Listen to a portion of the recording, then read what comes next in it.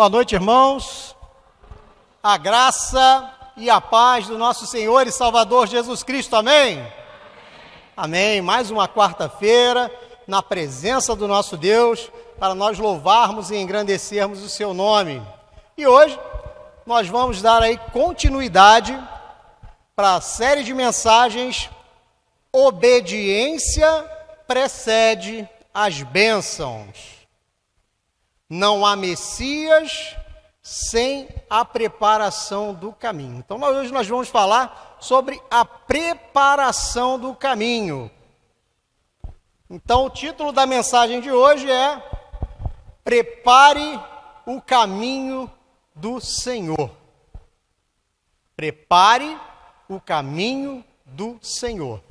E o nosso texto inicial encontra-se em Isaías, capítulo 40, no versículo 3.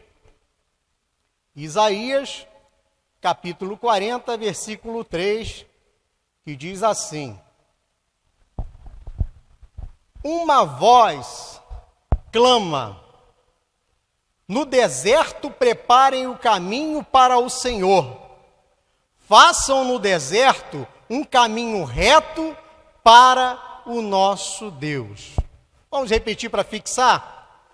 Uma voz clama, no deserto preparem o caminho para o Senhor. Façam no deserto um caminho reto para o nosso Deus. Curva sua cabeça, vamos orar, vamos falar com o nosso Deus. Senhor, nosso Deus e nosso Pai, nessa noite em que nós estamos aqui na Tua casa para ouvir da Tua palavra, que o Senhor nos tome em Tuas mãos, tira de nós todo impedimento, tudo aquilo que tenta nos impedir de ouvir e falar da Tua palavra, que caia por terra agora em nome do Senhor Jesus, e que a nossa atenção esteja focada na Tua palavra, e que ela entre em nossos corações. É o que te pedimos e te agradecemos, em nome do Senhor Jesus. Amém. Bem, irmãos, então, o título da mensagem de hoje é Prepare o caminho do Senhor. Mas vamos voltar aí para o nosso texto de hoje. Isaías, capítulo 40, versículo 3. Uma voz clama, no deserto preparem o caminho para o Senhor. Façam no deserto um caminho reto para o nosso Deus. Isaías, capítulo 40, versículo 3. Mas agora, para nós iniciarmos, eu quero pegar ali só a primeira parte do versículo, que diz: Uma voz clama. Uma voz clama.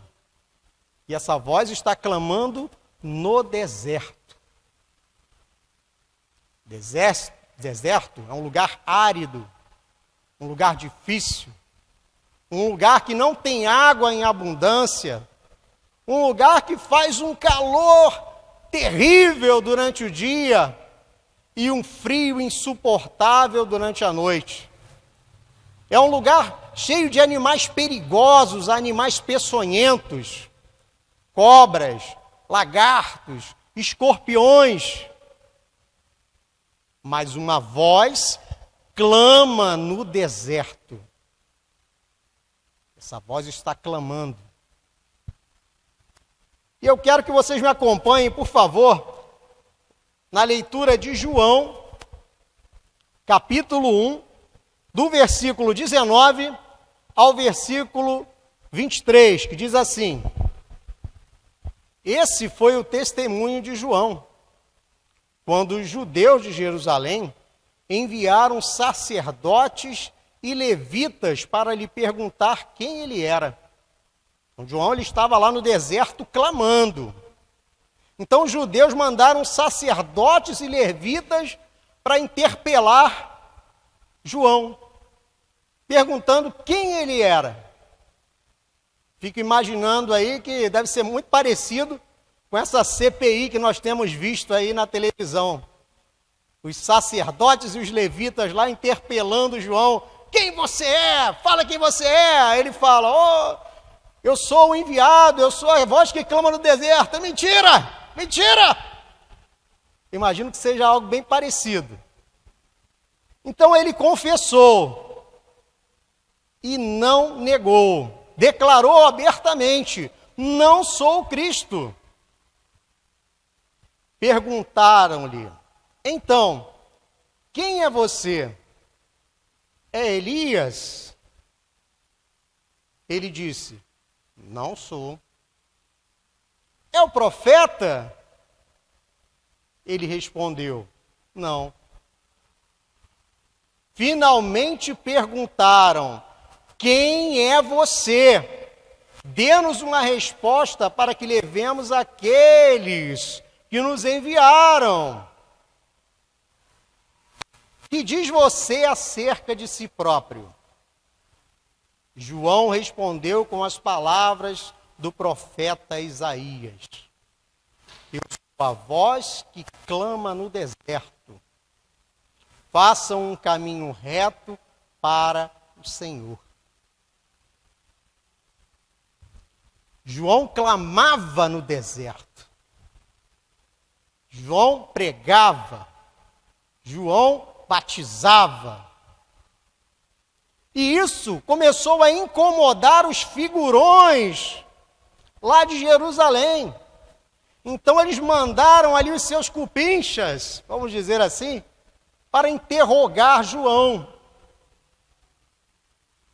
E eles já tinham ali formado na mente deles o que João era. Eles achavam que João era o Cristo. E ele diz, não sou o Cristo. Eles perguntaram, quem é você? É Elias? E ele disse, não sou Elias. Quem é você? É o profeta? Ele respondeu, não. Então, finalmente perguntaram, quem é você? E ele diz, com as palavras do profeta Isaías, eu sou a voz que clama no deserto. Sabe, meus irmãos, e quem é essa voz que tem clamado no deserto da nossa atualidade? Nós temos vivido um momento de deserto, um momento diferenciado, um momento em que filosofias anticristãs têm dominado o mundo.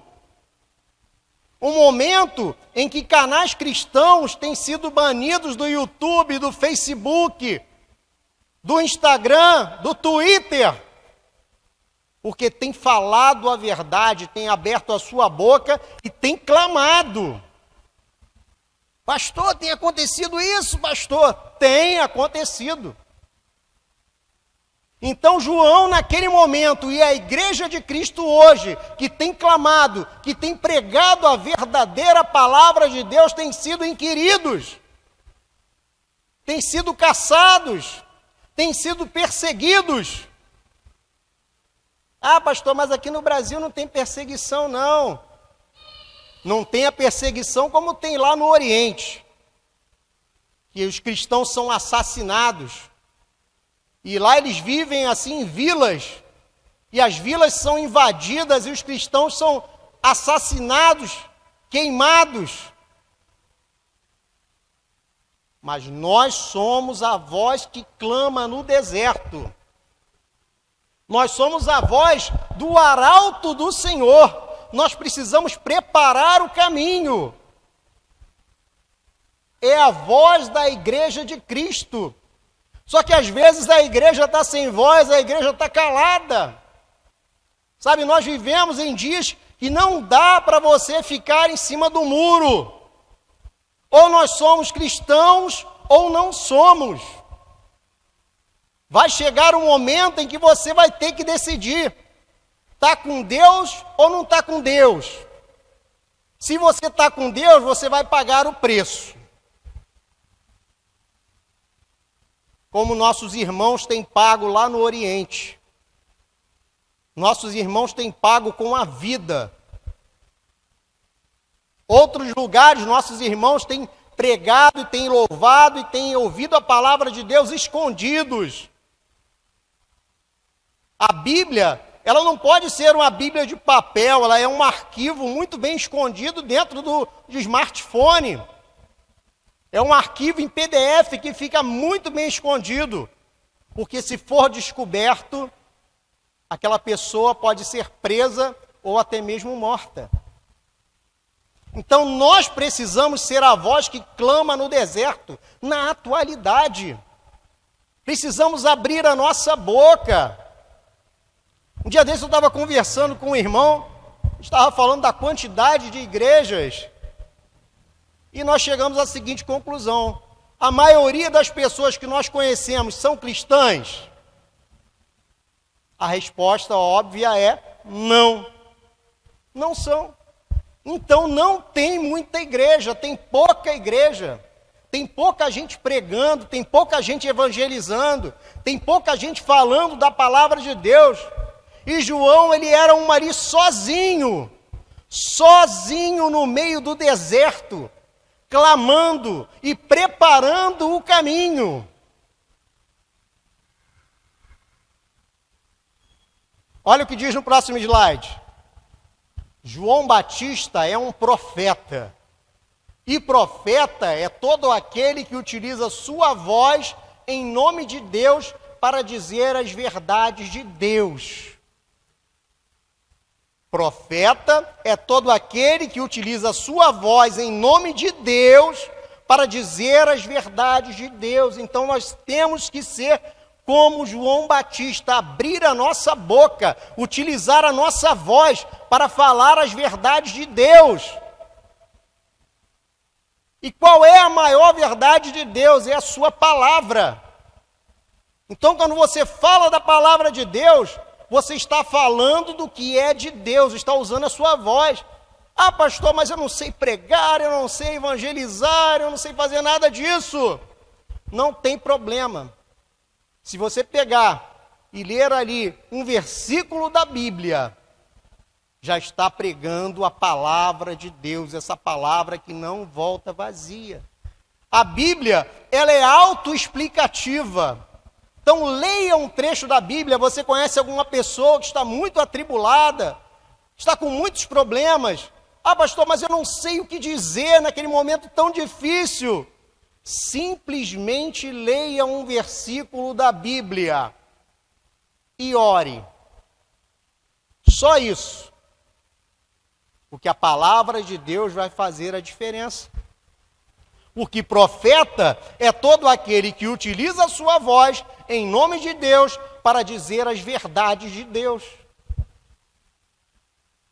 Abra a sua boca e fale da palavra de Deus.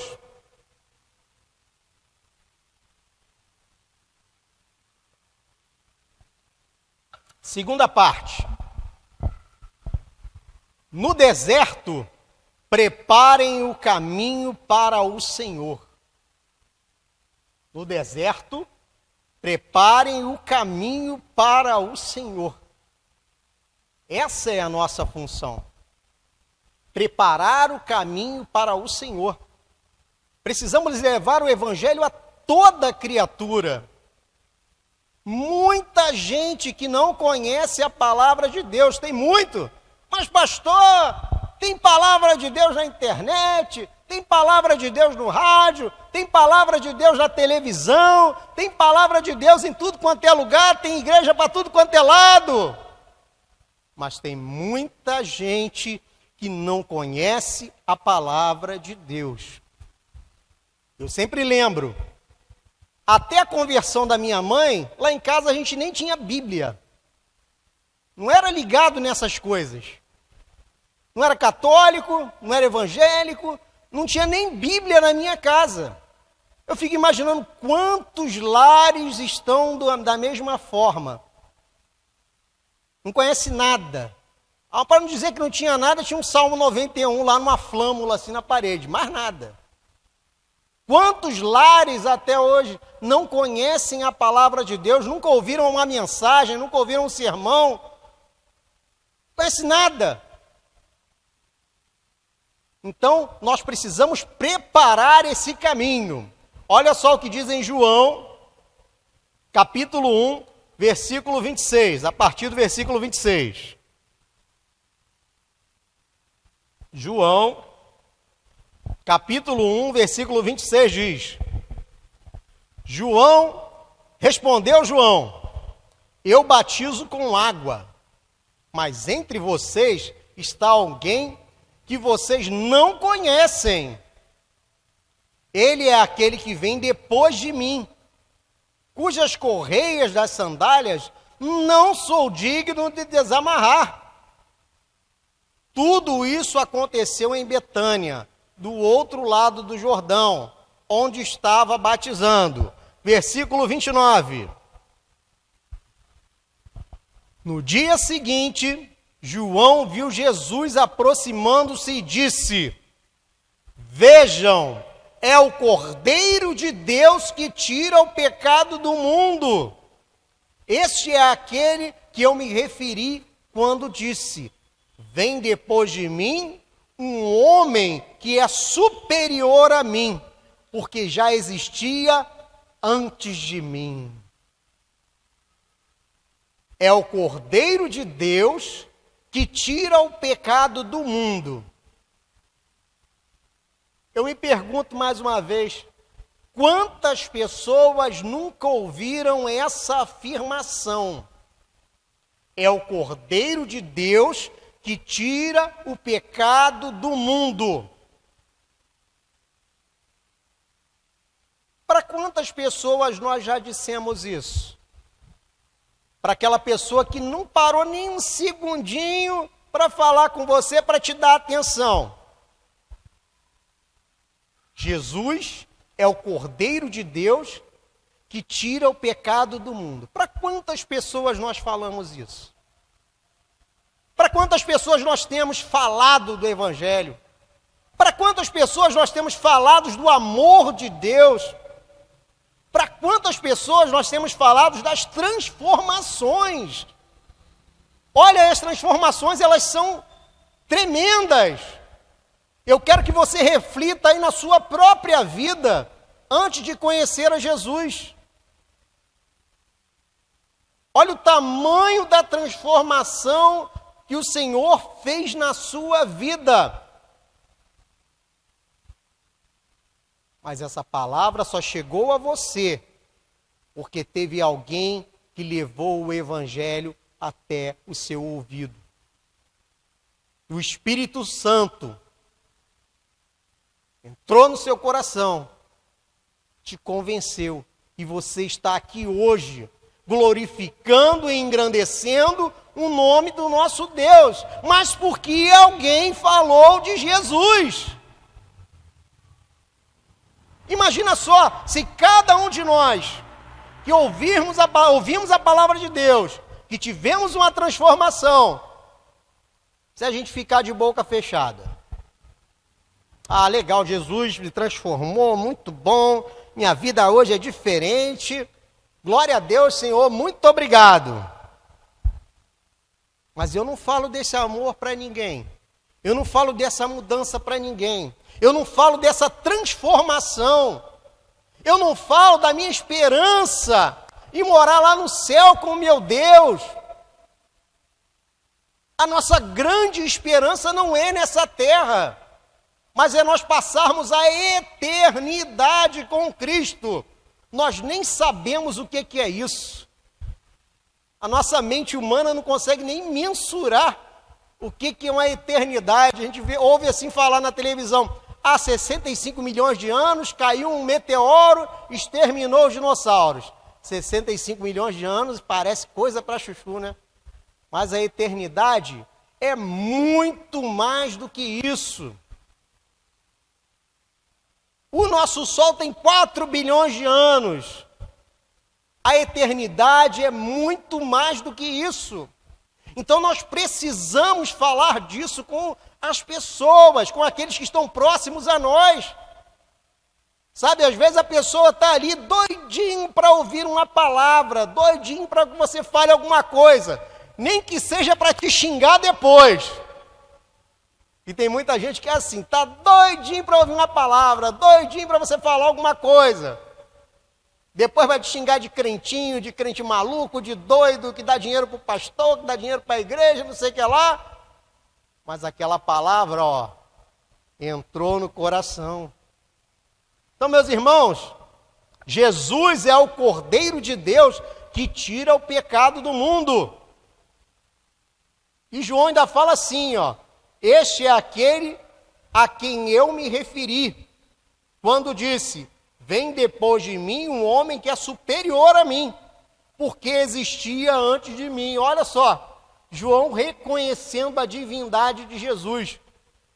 Como é que veio depois de mim? Veio antes de mim? Se João era 6 meses mais velho do que Jesus.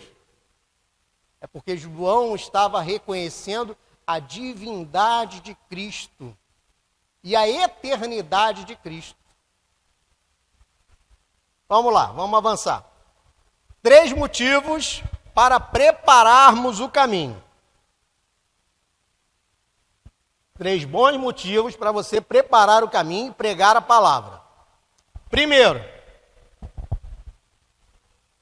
para que as pessoas reconheçam o plano da salvação. Para que as pessoas reconheçam o plano da salvação. Olha só o que diz aqui em Mateus 28, 19 e 20. Ide, portanto, fazei discípulos de todas as nações, batizando-os em nome do Pai, do Filho e do Espírito Santo, ensinando-os a guardar todas as coisas que vos tenho ordenado. E eis que eu estou convosco todos os dias, até a consumação dos séculos. Sabe, irmãos, nós precisamos pregar para que as pessoas conheçam esse plano de salvação. Não é pregar para o cara comprar o carro novo. Não é pregar para o cara comprar um apartamento novo. Não é para ele trocar de bairro. Não é para encher o bolso. Isso aí é consequência da fidelidade com Deus. Quando nós somos fiéis a Deus, Deus automaticamente é fiel a cada um de nós. Mas nós precisamos pregar o plano da salvação. Quantas vezes nós temos ouvido falar disso por aí? Em salvação. Virou coisa demodê, não dá ibope. Ninguém quer saber mais de salvação, quer saber de prosperidade, quer saber de área financeira.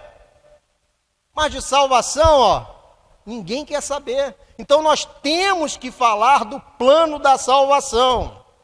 Segundo lugar, para ensinar o conceito correto sobre Deus, que acima de tudo é amor. Nós precisamos preparar o caminho ensinando que Deus é amor. Deus é amor. Olha só, 1 de João, capítulo 4, versículo 8.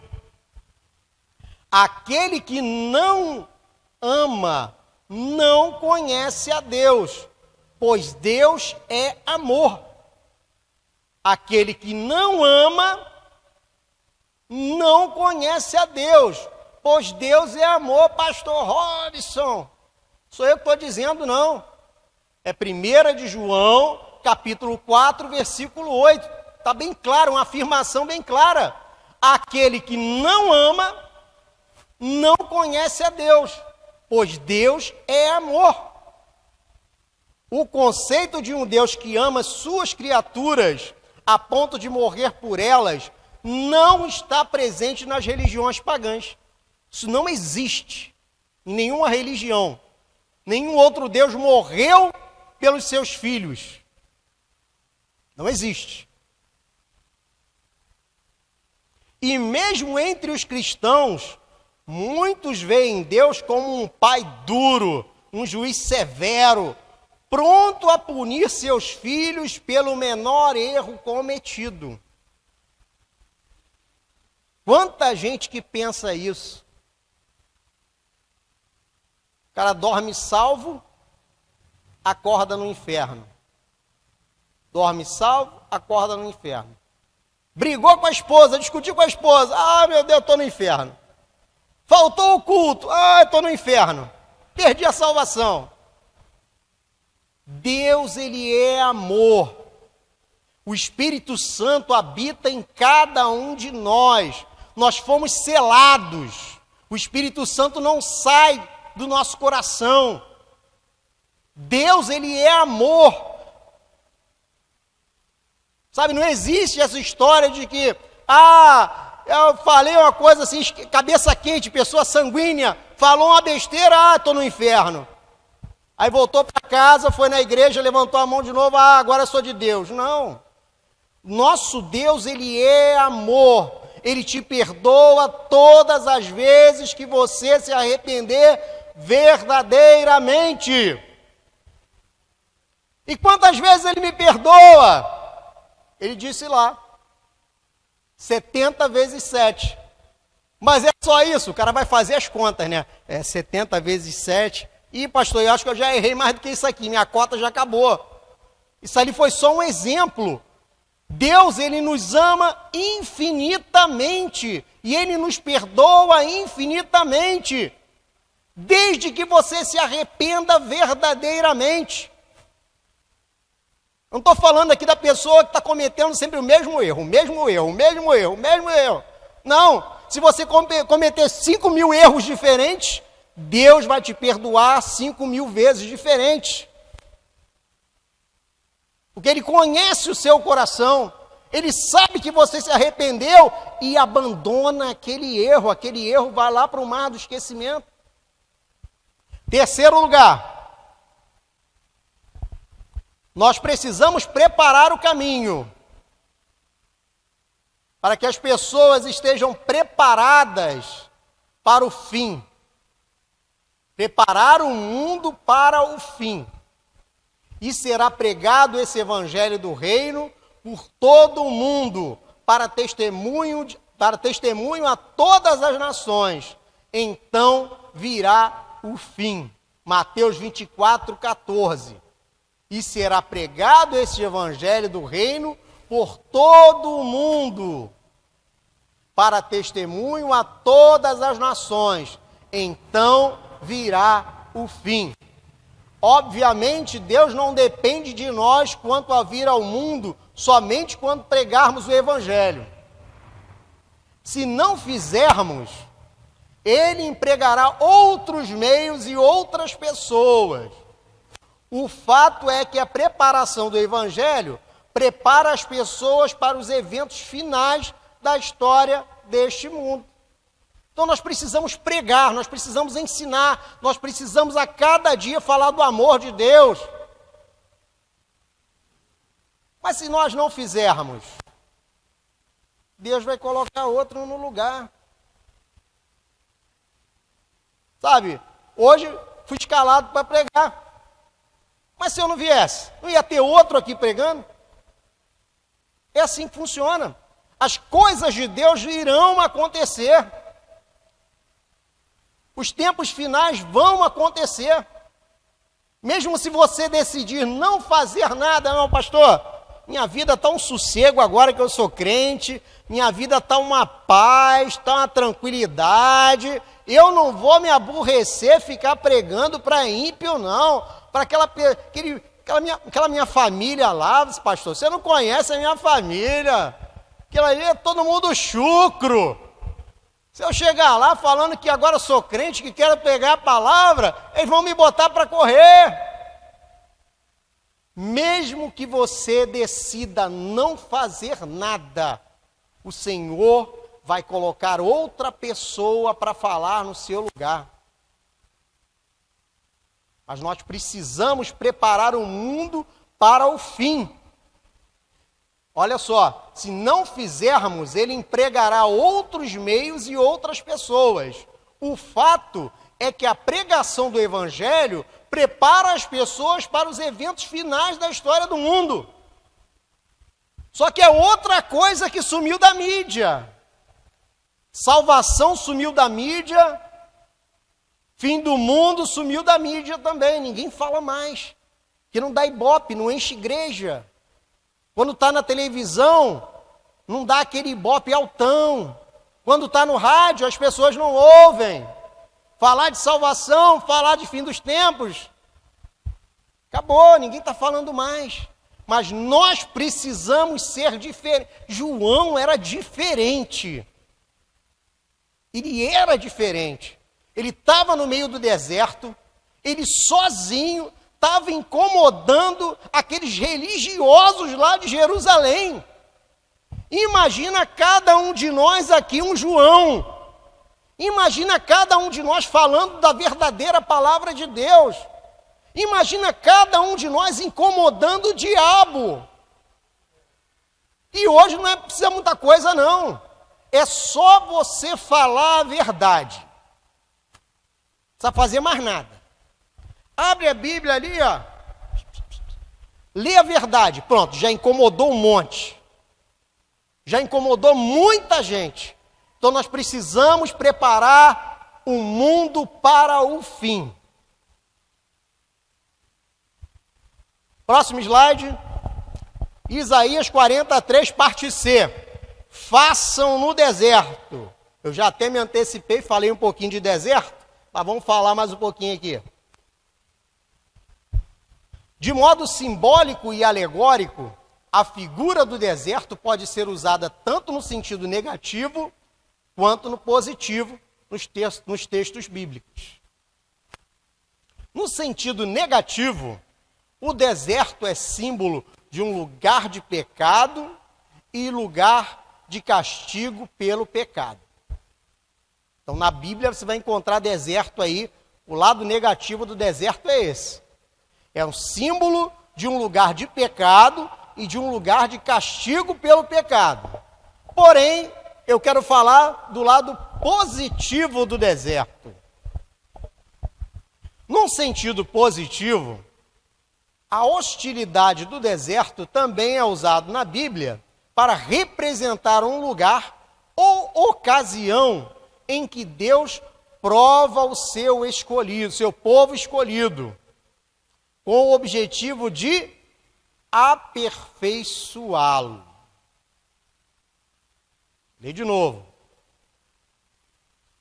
Na Bíblia, para representar um lugar ou ocasião em que Deus prova o seu povo escolhido, com o objetivo de aperfeiçoá-lo.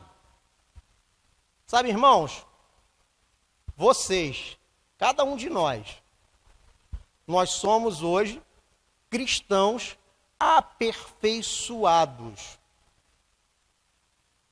Se for comparar cada um de nós com um cristão lá dos anos 50, a vida deles era muito mais tranquila. Porque hoje nós sofremos perseguições em todos os lugares.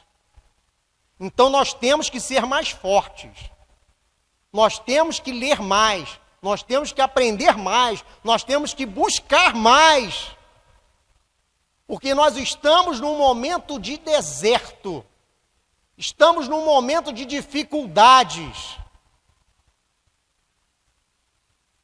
Momento de pandemia.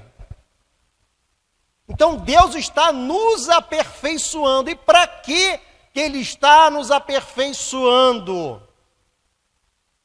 Para que quando chegue o momento do vamos ver, quando chegar a hora da verdade, quando chegar a hora em que Ele olhar e olhar a igreja fiel e a igreja infiel, Ele vai contar com a igreja fiel, aquela que foi aperfeiçoada ao longo dos anos.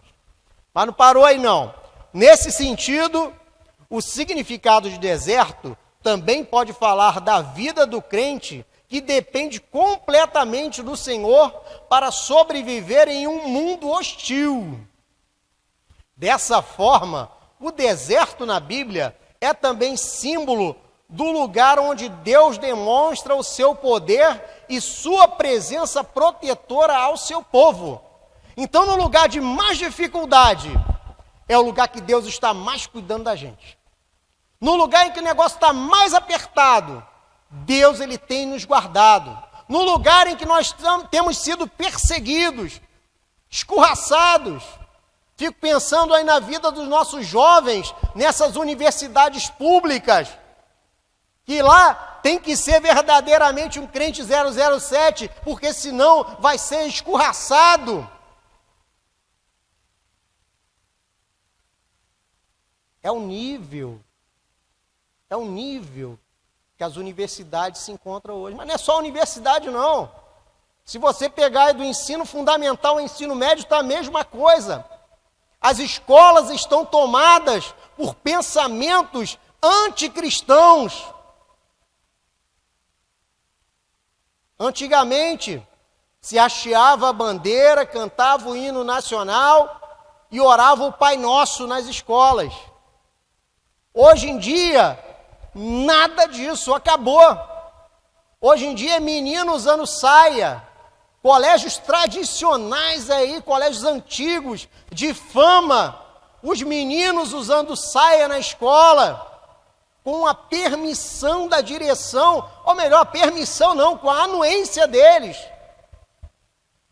Sabe, irmãos, nós estamos vivendo momentos difíceis, então estamos sendo aprimorados e Deus tem cuidado de nós.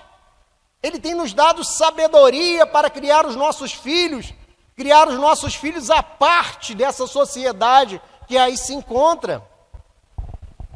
Dessa forma, o deserto na Bíblia é também símbolo do lugar onde Deus demonstra seu poder e sua presença protetora ao seu povo. Então fica tranquilo, Deus está te guardando, Deus está te livrando. Isaías 35:1. O deserto se alegrará e crescerão flores nas terras secas. Cheio de flores, o deserto cantará de alegria. Deus o tornará tão belo como os montes Líbanos, tão fértil como o Monte Carmelo e o Vale de Saron. Todos verão a glória do Senhor, verão a grandeza do nosso Deus. É assim que funciona. Nós estamos no meio do deserto, mas olha aqui a promessa de Deus: o deserto se alegrará, crescerão flores, cheios de flores, o deserto cantará de alegria, Deus tornará tão belo como os montes do Líbano, tão fértil como o Monte Carmelo e o Vale de Saron.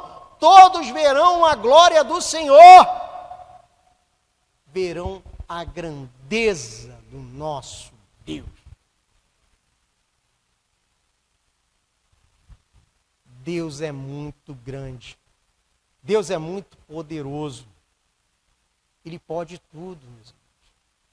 É que a nossa mente às vezes quer reduzir Deus, a nossa mente quer diminuir o tamanho de Deus, para colocar dentro da nossa perspectiva humana, mas Deus ele é assim tremendo. Último pedacinho aqui para a gente finalizar. Um caminho reto para o nosso Deus. Precisamos preparar um caminho reto para o nosso Deus. Próximo slide diz assim: para preparar o caminho do Senhor, devemos endireitar os caminhos tortos, isso é, rejeitar todo o pensamento contrário. O Senhor deve ser o primeiro na sua vida. Ele é o seu primeiro amor. Deus é o seu primeiro amor.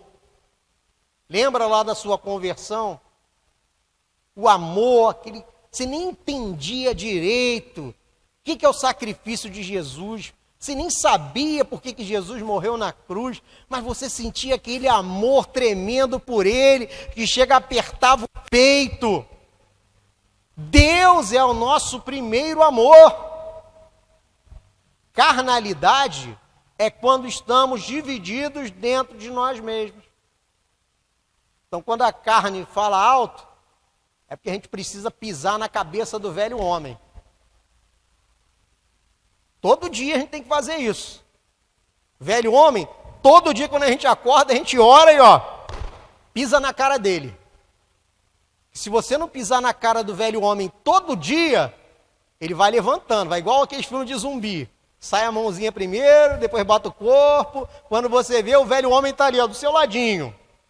Mas todo dia a gente tem que pisar na cara do velho homem, deixar ele lá enterrado, para que ele não coloque nem um dedinho para fora. É quando vamos atrás de outros desejos que não são o Senhor. É o que o velho homem faz. Tem muita gente na igreja que larga a igreja, que vai atrás do que o mundo oferece. E o mundo não oferece nada feio não, tá? O mundo só oferece coisa linda, coisa bonita. Na hora é show. Depois é que você vai ver a consequência. Isto cria um caminho torto. Próximo slide. Temos que remover as pedras de tropeço do caminho. Confessa o teu pecado e vá ser purificado pelo sangue de Jesus. Quando você faz isso, os argumentos do inimigo são derrotados. O caminho vai estar preparado. E o resultado é a revelação da glória do Senhor e a salvação para todos os que creem. Olha que interessante. O resultado é a revelação da glória do Senhor e a salvação para todos os que creem. Para toda a igreja fiel. É hora de atender ao clamor dos profetas. Prepara o caminho do Senhor. Prepara o caminho do Senhor. Prepara esse caminho pregando a palavra, pregando o amor, sendo verdadeiro. Sabe, irmãos, o nosso maior testemunho, a nossa maior pregação, o nosso maior evangelismo é quando nós somos verdadeiros. E as pessoas olham para a nossa vida há 1 ano, 2 anos, 3 anos, 4 anos, 5 anos, e veem que nós somos pessoas verdadeiras, não somos pessoas falsas, não usamos máscaras, não é máscara de pandemia não, é máscara de falsidade. Então nós estamos preparando o caminho. E um último versículo aqui para nós encerrarmos. Isaías 45:2 diz assim: Eu irei adiante de ti, endireitarei os caminhos tortos, quebrarei as portas de bronze e despedaçarei os ferrolhos de ferro. O nosso Deus vai adiante de cada um de nós. Não é pela sua força, não é pela minha força. É o nosso Deus que vai adiante de nós. Irmão, se não for o nosso Deus adiante, esquece. Esquece. Porque quando nós nos colocamos à frente, nós cansamos, nós nos irritamos, nós nos chateamos, nós deixamos para lá, nós não queremos mais saber. Mas se for o nosso Deus à frente, Ele diz: Eu irei adiante de ti, endireitarei os caminhos tortos, quebrarei as portas de bronze e despedaçarei os ferrolhos de ferro. Então, quando Deus vai à frente, o milagre, ele acontece. Amém? Então, curva a sua cabeça, vamos orar mais uma vez, vamos agradecer ao nosso Deus. Senhor, nosso Deus e nosso Pai, nessa noite nós te agradecemos, porque o Senhor tem cuidado de nós, o Senhor tem ido à nossa frente, o Senhor tem renovado as nossas forças, o Senhor tem nos sustentado nesse momento de deserto aqui nesta terra, nesse momento em que somos perseguidos, caluniados, nesse momento, Senhor, em que somos cancelados. Ó Pai, então nós te agradecemos por causa do teu cuidado, por causa do teu amor, por causa da tua graça, Senhor. Nós te agradecemos por tudo que o Senhor já fez, por tudo que o Senhor faz e por tudo que o Senhor fará em nossas vidas. Te agradecemos em nome do Senhor Jesus. Amém e graças a Deus.